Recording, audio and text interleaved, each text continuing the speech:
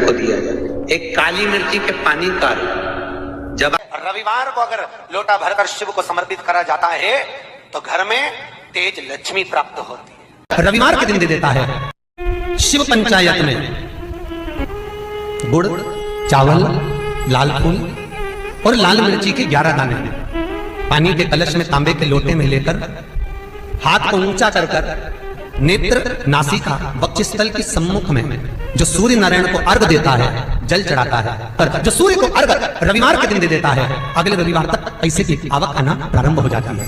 जो आज तक फोन नहीं उठाता वो फोन उठाना चालू कर देता है।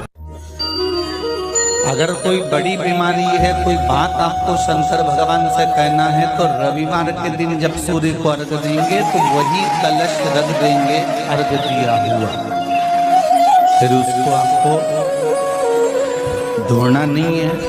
दूसरे दिन सोमवार का दिन पड़ेगा, फिर जल भर लो उसी कलश में, सूर्य नारायण को अर्घ देकर वही कलश से वापिस जल भरकर शंकर जी के मंदिर में ले जाकर जल को चढ़ाना प्रारंभ कर दीजिए। आपको स्वयं बड़ी रोग, बड़ी बीमारी में भी आराम लगना प्रारंभ हो जाएगा। आप कहो रविवार को अगर लोटा भरकर शिव को समर्पित करा जाता है तो घर में तेज लक्ष्मी प्राप्त होती है। सोमवार के दिन भगवान शंकर को अगर जल चढ़ाया जाता है तो हमारे घर में शीतलता का अनुभव होता है। मंगलवार को अगर शिव जी के मंदिर में, शंकर के मंदिर में जाकर 1 लोटा पानी चढ़ाया जाता है तो हमारे कार्य में उन्नति होती है। बुधवार के दिन अगर शंकर पर 1 लोटा पानी चढ़ाया जाता है तो जिन लड़कियों का विवाह नहीं हो रहा, जिन बच्चों का विवाह नहीं हो रहा, उन बच्चों के भी विवाह हो जाते हैं हमारा। गुरुवार के दिन अगर शिव जी के मंदिर में पानी चढ़ाया जाए, जल चढ़ाया जाए तो घर में विद्वत्ता का अनुभव होता है हमारा,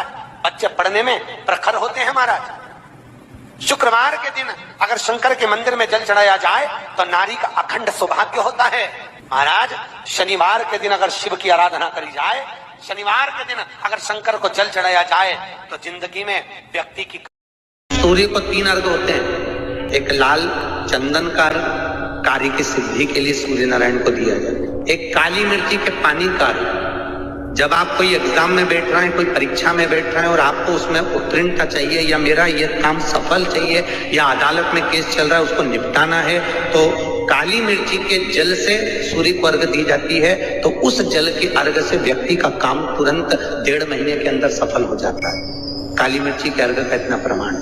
तीसरे नंबर पर है बेलपत्री के जल का अर्घ सूर्य को दिया जाता है। बेलपत्री के जल का अर्घ कौन देता है? जो बहुत बीमार पड़ा रहता है, जिसको कुछ ना कुछ शारीरिक कष्ट चलता रहे, कभी घुटना, कभी कमर, कभी पेट, कभी ब्लड प्रेशर, कभी शुगर, कुछ ना कुछ चलती रहे, तो वो लगातार 1 महीना बेलपत्री के पानी का अर्घ सूर्य को देता रहे, उसको रोग से निवारण हो जाता है। रोग से समस्या खड़ी हो जाए, कहीं बहुत विकट समस्या है और कोई हल ना मिल रहा हो जाता है जीवन में। कोई घड़ी ऐसी आके खड़ी हो जाती है जहाँ पर हमको सोचने के लिए भी समय नहीं है। तब शिव महापुराण की कथा वर्णन करती है, रविवार को अगर लोटा भरकर शिव को समर्पित करा जाता है तो घर में तेज लक्ष्मी प्राप्त होती है। शिव कथा कह रहे, शिव जी कहते हैं कुंवारी कन्या तीज का व्रत करती है, हरतालिका तीज करती है, छोटी तीज, बड़ी जवारों का विसर्जन हो जाता है। व्रत करने वाले कन्या पूजन, भोजन, भंडारा कराकर, सती कथा में कही थी कि नवरात्रे एकम से प्रारंभ नहीं होते, अमावस्या की रात्रि से प्रारंभ हो जाते, इसलिए उसको कहते हैं नवरात्रे। क्योंकि 9वीं के दिन माता जी का विसर्जन हो जाता है, जवारों का विसर्जन हो जाता है। व्रत करने वाले कन्या पूजन, भोजन, भंडारा कराकर विराम ले लेते हैं। तो 9वीं की रात्रि उसमें नहीं जुड़ा पाती, उसमें रात्रि अगर जुड़ती है तो ये अमावस्या की रात्रि से जुड़ना प्रारंभ होता है, तब जाकर वो नवरात्रि पूर्ण हो पाती। अष्टमी के दिन कन्याओं का भोजन कराओ या 9वीं के दिन कन्याओं का भोजन कराओ, पर देवी भागवत तो कहती है, देवी भागवत तो वर्णन करती है कि पहले नवरात्रे से लेकर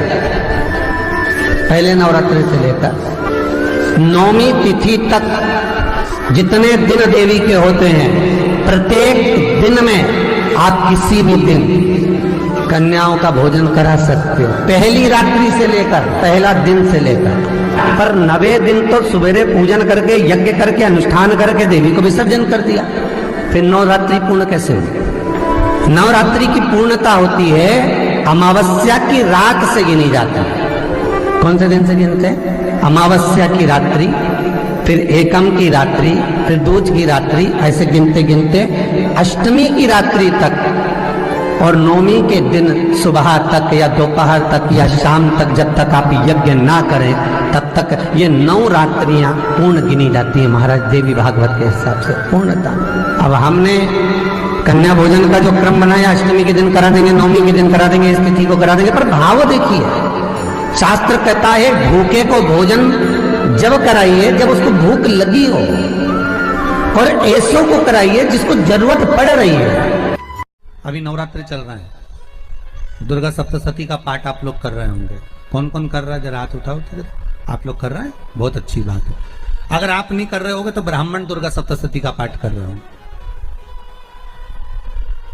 उस दुर्गा सप्तशती के पाठ में एक एक जगह पर एक एक स्थान पर देवी का स्थान बताया है। आप लोग अगर सुने होंगे, पढ़े होंगे तो उसमें बताया गया है, हे मैया मेरे इस अंग की रक्षा करो, हे भवानी मेरे इस अंग की रक्षा करो, हे माँ मेरे इस अंग की रक्षा करो, हे भवानी मेरे इस अंग की रक्षा करिए, हे माँ आप मेरे नैनों की रक्षा करिए, हे माँ आप मेरी श्रवण शक्ति की रक्षा करिए, हे माँ आप मेरी जिह्वा की रक्षा करिए, हे माँ आप मेरी जंघा की रक्षा करिए। आया कि नहीं आया? जब दुर्गा सप्तशती में एक एक स्थान का महत्व आया है कि इस जगह पर ये देवी का स्मरण करेंगे तो माँ मेरी कल्याण करेगी, माता मेरा उद्धार करेगी, बस उसी भाव में, उसी स्थान पे शंकर के शिवलिंग में भगवान शिव का संपूर्ण विग्रह।